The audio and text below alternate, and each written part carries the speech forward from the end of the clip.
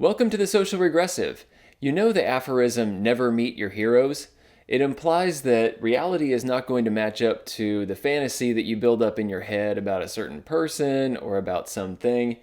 And in the case of Horus Vision reticles, it doesn't apply at all. For the longest time, having shot prairie dogs out on the field using a mil dot scope or a mil hash scope, those things, I really started to love the precision of those and being able to use the reticle to, figure out drop and windage and quickly get on target with my little varmints that I'm blowing up. Well, as soon as I found out about the Horus Vision reticles, like the H58 and the H59, I was kind of smitten. I was like, okay, this is what I want in my life. I need to have one of these. It could make target acquisition, it could make ranging, it could make all that stuff a lot simpler. But, I was kind of concerned. That's a lot of stuff in that reticle. Is it all just going to get in the way? Maybe I should be a little bit reticent about this. And, the fact that it only comes on very expensive scopes, that's definitely kind of a barrier there. But then, having tested this scope out, the Bushnell HDMR-II, I'm just blown away by this thing. This is way better than whatever imaginings I had about how good a reticle could be. This thing is just plain amazing. I think before we really get into a review on this scope, I just want to give a quick shout out to everybody that's been helping to promote this channel, get things out there. Thanks a bunch to my sponsors of the Destructive Arts out on Patreon. Thanks a bunch, you guys. And if any of you want to get involved, just kick $1 a month out to me so that I can bring some of these reviews of really, kind of practical and in a lot of cases budget. Now, this one definitely isn't what I would consider a budget scope today. This thing costs about $1,500, but we get into a lot of things that I think that are really applicable to your shooting situations out there. And just thank everybody for helping me out. As I was testing the Savage Model 10 GRS in 6.5 Creedmoor, this is the scope that was sitting on top of it. I thought that this would be just a perfect match for that particular rifle and that cartridge. And was I ever right? The two of these worked in concert even better than I'd imagined. So some of the tests that we put this thing through, we did just some basic break-in and accuracy testing and all that. And I gotta say that getting this thing on target, this is one of the quickest scopes that I've ever been able to zero. It just took, I think it was basically 2 shots. Usually it takes me about anywhere from 3 to 5, just kind of fiddling around with dials. This thing is so precise in both the turrets and in the reticle and all that, that I just spun it up, and then the second shot was just bam, right in there. But yeah, after that, I stepped back to 600 yards to see about shooting a silhouette target, a human silhouette target, and it came in just very tightly. It wasn't just the ability to strike that target, but actually it was very tight on there. And given the velocity of the ammunition that I had, that was Federal open tip match, it was just a breeze to get this thing tracking right on that target, easy to make those hits. We did an egg challenge where I shot 6 hen's eggs at 300 yards, and I was kind of concerned about the reticle on this. It's first focal plane, it has a whole lot of stuff in it, and I was concerned about that reticle possibly covering the eggs, because an egg at 300 yards is pretty darn small. And like I said, there's just a lot of stuff in the reticle. Would one of the dots actually kind of cover the egg so I couldn't really see it? And no, part of the precision of the reticle itself is that those dots really aren't all that large. They strike a nice balance that you can still see things when you're backed off to its lowest magnification. And then it's not going to cover anything really vital when you're at the high magnification. Worked out just swimmingly. And I was able to get my, kind of career best of 4 eggs out of 6, and that's just, only 6 shots allowed. So that was pretty impressive. Good rifle, good scope. So the next challenge was the unknown distance challenge. And that's one where I had a handful of friends go out, and we set up these clay pigeons out at unknown ranges. And then the spotter and the shooter worked together to figure out not just the range, and they used the reticle to figure out range. And then they applied the proper drops and took the shots. And by the end of that session, we really were just nailing those things. We were able to hit small targets, including like a spray paint can at 425 yards. And again, this is a rifle that we haven't spent a whole lot of time with. And the guys that I was shooting with, not just the rifle and the scope itself were kind of new to them, but actually a lot of the concepts were too. And the scope just made that whole thing easy. And really, it's the scope that made that challenge work. The rifle was, kind of a known quantity. It was, very precise and it worked very well. But it's the scope that helped us to figure out range to target and all that good stuff. So let's go ahead and let's take a close look at some of the features of this thing and how it works. But before we do that, we really have to talk about purpose. Because a scope like this, and actually any scope that you're going to put on any rifle, I think it's really important to know what your end goal is with this thing and what a scope itself, what its purpose is really designed for. The first clue to the purpose of this scope is in the name itself, HDMR, so Horus Designated Marksman Rifle Scope. And a designated marksman scope typically is going to have a pretty precise reticle, it's going to have a lot of stuff in it. And what you're supposed to do is you get this thing set up, you get it zeroed, well in this case for 100 yards, and then you lock down your turrets and you don't mess with them anymore. You use the reticle for getting your drop, your windage.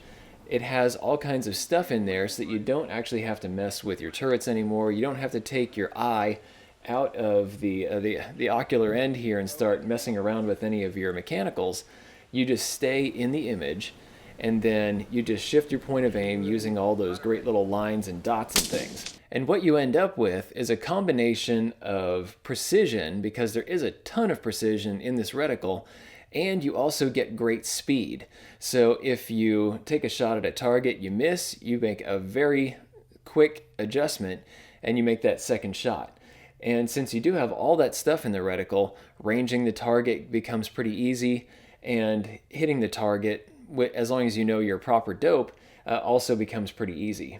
So basically, you have a scope that can take on a target of pretty much any size at any distance, including out to the really, really long range stuff. And if you do start stretching things out further than the reticle will allow, even when you're backed off on the magnification, then you can always bust into those turrets and then you can crank things up and start making those difficult shots. For the most part, though, within kind of practical ranges, like I say, you just kind of leave everything locked down here. So what this is going to be good for, of course, it's going to be great as a military or police kind of anti-personnel sort of scope. It's going to be great for long-range hunting. It's going, especially the kind of rifle that's going to be, maybe a prone rifle or something that you're running off some kind of rest. Because we'll get into this, this thing is quite heavy. But it's going to be a great varmint scope. This is something that you probably won't see out in the field because a lot of varminters out there, they kind of have their stuff squared away. But for myself, I want to get this thing out and shoot some prairie dogs with this thing. Great for predator hunting like coyotes. And then this is also going to be an interesting scope to use for different kinds of target shooting, like maybe PRS style matches, things like that. It'd be very quick to get on target and then transition to the next target in the line. A designated marksman scope needs to be quick and easy to use, and this is an excellent example of the type. You have milliradian turrets for elevation and for windage, and just look at the size of these things. These are massive. It's very easy to precisely hit the points that you want. The reticle, which is going to be that Horus H59, all of this is going to be milliradian all the time. Everything is going to match up extremely well. And it's going to put that reticle in the first focal plane instead of way back here at the second focal plane, so you don't have to mess with multiplying or dividing any numbers in order to figure out what your actual values are. Everything is going to match all the time, no matter what your zoom ratio is. One of the bonuses of running a matching milliradian scope like this with its first focal plane milliradian reticle is that you can start to include some interesting gear like this. This is a Bushnell Legend Tactical milling scope. This is a spotting scope, and it has a mil-hash reticle in the first focal plane as well. So these two are going to pair very well when it comes to calling missed shots or determining range in the first place, just like I did in that unknown challenge with my friends. The two worked in concert really well, and of course there are going to be more expensive models like the Leupold Mark IV, and there's a Bushnell, I think it's called the EMRS, I'll put the annotation down below, but it is also a much more expensive scope with better glass. You get some from US Optics, that sort of thing, and it's going to pair really well with this scope. Those massive elevation and windage knobs are very easy to manipulate, and the clicks are very distinct.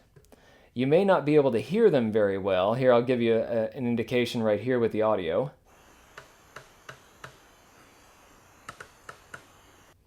They don't make a lot of sound, but they feel very good. They lock up very tight. You don't get a lot of float when you're locked down. There's just the tiniest bit that you can see right there. But these things really do snap into place very well. It's also very easy to see each of these individual positions for precision. Some of the turrets that I've messed with before, they have a very high density all the way around, and it's kind of difficult to look up and really be able to tell, okay, am I on 1 or 0? Am I on 1 or 2? This one is always very clear. Each of the turrets includes a unique feature. The elevation turret has a 0 stop. All you have to do is set your 0, and then you loosen up these 3 screws, drop this plate, and that will prevent you from scrolling past the point that you need. And over here on the windage side, you have locking turrets. So you pull that out in order to be able to turn this, press it in, and then it's not going to move around on you anymore. The zoom ring includes this lever right here, which is really handy because it does take a good bit of torque to twist this thing from that 21x all the way down to its minimum 3.5. And talk about a pretty big spread on magnification. This has a 6x zoom ratio, which really is quite nice, especially, and it's a really good matching for that FFP reticle. Sometimes I think if you go beyond 6x, you're starting to get into some weird territory where your reticle is either covering kind of large objects, or you're getting so small at minimum magnification that it kind of becomes useless. 6x is a great zoom ratio. The parallax adjustment here on the side is also massive. It's going to be very easy to scroll through things, and like I've mentioned with other scope reviews before, this is going to be so much easier than trying to fiddle around with an adjustable objective. Those things are just a real pain. This is going to be much easier. You can keep your eye in that eyepiece. Most of the scopes that I've been reviewing recently are using this kind of fast focus eyepiece instead of the old style locking one. So make sure that you make a couple of marks once you've set your diopter the way that you want. That way, if you do lose your spot, you can easily get back and fix it. As many of you can attest, it's wonderful to have a piece of gear that you can rely on every single time. You don't have to question that piece of gear. And that applies to this in a big way. These turrets and that reticle, everything tracks perfectly reliably. I never had any issues, except for the one time that I had my scope rings loosen up because I hadn't torqued them down quite right in that unknown distance challenge, and I mentioned that there. But as far as tracking goes on the turrets or in that reticle, it really is just perfect. I can rely on it every single time, and that's for every minute click all the way up to big adjustments. In this one, when I did the initial 0, it actually took me only 2 shots to do it. I had a bore sight, and then I took my first shot, saw where it missed, adjust the appropriate amount, and then it was just a bullseye. That was it, just 2 shots. And I think that's probably the quickest that I've ever done a 0 with a scope. The HDMR-II uses a 34mm tube, and it'd be interesting to see where they made various trade-offs in some of the elements in here using up that extra space. You probably get a little bit of extra thickness on the tube here for durability. You probably get some slightly larger glass elements inside here. And then some of it is going to be for adjustment range. You typically get quite a bit more adjustment out of a 34 than you do out of a 30. And this is going to measure 30 milliradian up and down for your total tracking. Left and right, you're going to get 20. And then each of these turrets is going to be 10 milliradians all the way around. A scope of this magnitude, a 34mm tube, a 50mm objective, and these great big oversized knobs on here, yeah, this thing does weigh quite a bit. It's a 34-ounce scope.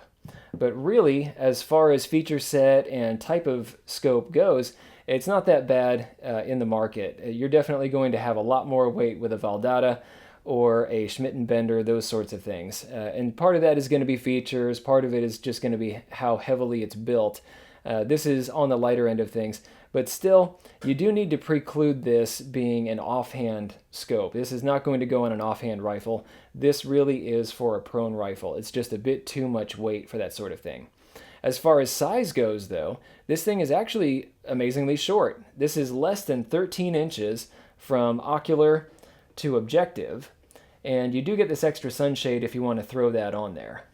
There was one issue with this scope, and I think it is limited to this individual scope, not the type. If you have an HDMR-II, you probably won't see this, but my father-in-law noticed that at the extremes, at 3.5x and 21x, that everything was fine in the reticle, but at a mid-range point, like say around 12x, that there was some kind of shift in there. And this didn't affect point of aim, point of impact, any of that stuff. It's just that you could see more windage on one side of the reticle than you could on the other. Bushnell said they want to take a look at this scope and see if they can figure it out. And once they do get me some information on what might have happened inside here, I'll let you know. In all of my shooting scenarios, I found this to be a really flexible scope. It has that huge zoom range, and it has that precise reticle, and they really work at any distance on any size of target, and I really wasn't expecting that. I kind of expected the reticle to maybe cover some of the smaller targets, like maybe the clays that I was shooting in the Unknown Distance Challenge, or maybe those eggs at 300 yards, but really it does strike a really nice balance between precision and being able to see things. Whatever sizes they developed when they came up with this, they're brilliant. They just work for everything that I did. One of my requirements when I'm picking out a tactical style of rifle scope or varmint style rifle scope, because that's what I really use these things for, is I want enough precision in the reticle that I can use it for ranging, and I want it to be easy. And this one is just far and away, it's well beyond anything that I've ever used before. That H59 is just, it's perfect for being able to not just get your drops and your windage, but for doing the range estimation in the first place. It has so much precision. You can measure down to 0.2 milliradians, you can do down to 0.1. It has all kinds of data in there that you can use to figure out your range to target. The glass quality pulls this whole thing together and really makes it work.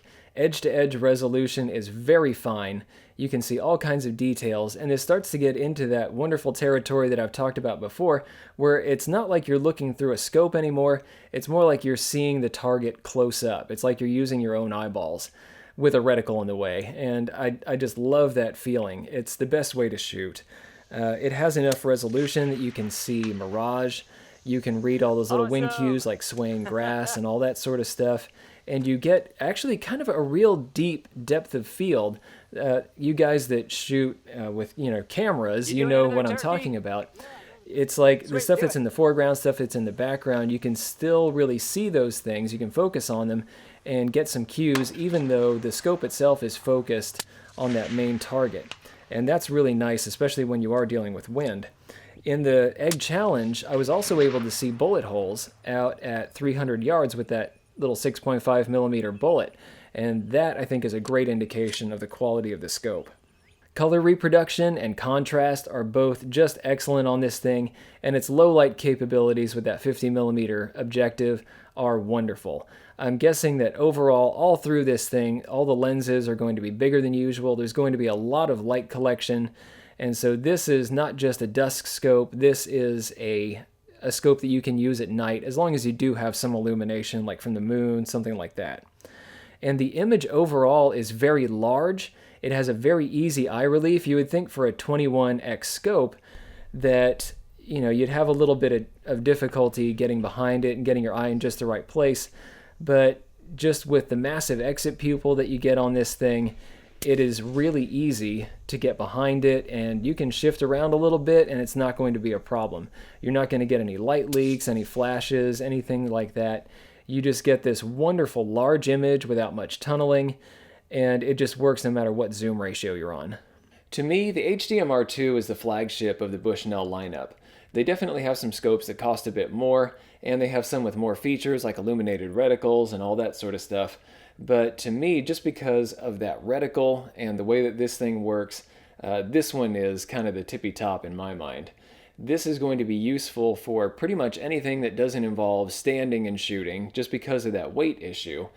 But this is going to be a great match for rifles like that Model 10 GRS that we tested, the Savage Stealth, the Ruger Precision Rifle, any of these, Bergara sort of rifles that are set up for precision shooting, especially in the prone.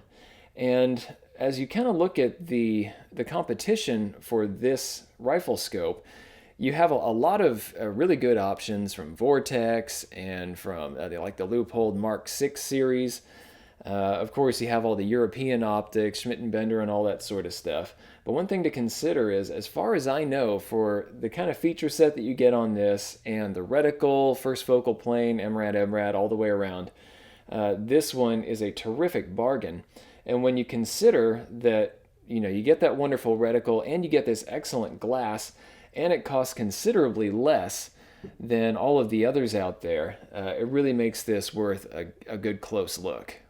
Thanks for watching. If you liked this video, be sure to like, share, and most importantly, subscribe. Even if you didn't like this particular content, go ahead and subscribe. There's probably something coming that's more up your alley. Check out this playlist right here. This is going to have videos in a similar vein to what you just watched. These two videos we cherry-picked for you. And finally, The Social Regressive is on Patreon. So you can become a patron of the Destructive Arts and earn some goodies while helping us to provide high-quality videos just by kicking us a few bucks a month. Thanks a bunch for your patronage.